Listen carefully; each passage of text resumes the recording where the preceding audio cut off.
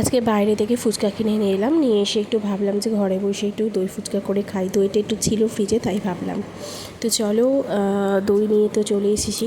দইটাকে ভালো করে একটুখানি ফেটিয়ে নিয়েছি যাতে একটু ঘন হয়ে যায়, তারপরে দইটা ফুচকা করতে বেশি সুবিধা হবে।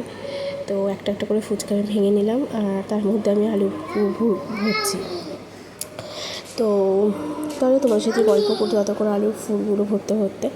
তো তোমরা বলো তোমাদের কার কার পুজোতে কেনাকাটা স্টার্ট হয়ে গেছে।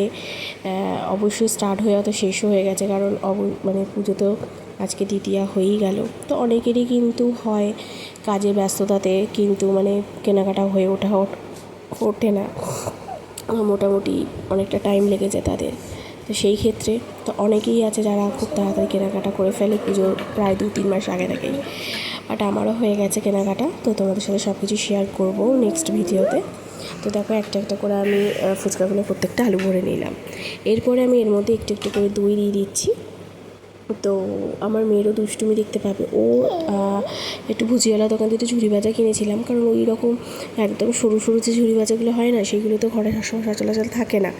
তো যার জন্য একটুখানি সেই সরু ঝুড়ি ভাজা একটু কিনেছিলাম। ও ঝুড়ি ভাজা কিন্তু খুব ভালোবাসে, যার জন্য ওকে একটুখানি বাটি করে দিয়েছিলাম। ও মজা করছিল আর খাচ্ছিলো, দেখো ঠোড়া করে রাখা আছে। জাস্ট এটা বানাবো বলেই কিনেছি, সবটাই কেনাই, ঠিক আছে। তো অনেক দিন ধরে খুব ইচ্ছা করছিলো দই ফুচকা খেতে, তাও আমার মনে হচ্ছিলো যে নিজে বানিয়ে খাই। তো এবার ফুচকা বানাতে গেলে এবার মেয়েকে নিয়ে না অত কিছু হয়ে ওঠে না, যার জন্যই ফুচকাটা কিনে নিয়ে এসছি। বাট যেটা ভেবেছিলাম তো সেই রকম হয়ে ওঠেনি, দেখতেই পাচ্ছ তোমরা। একটু চাট মশলাও দিলাম, ভাবছিলাম যে দেবো না, না দিলেও হতো। তো আমার বর বললো যে না একটুখানি চাট মশলাটা দাও, তাহলে হয়তো একটু ভালো লাগবে খেতে। কিন্তু যাই বলো, তো স্যাটিসফাইড হতে পারলাম না। তো কেন জানি না, কারণ যে ভাই থেকে মানে যার থেকে ফুচকাটা নিয়েছিলাম তো ঠিকঠাকভাবে টেস্টফুলি ছিল না। তো যাই হোক, তাও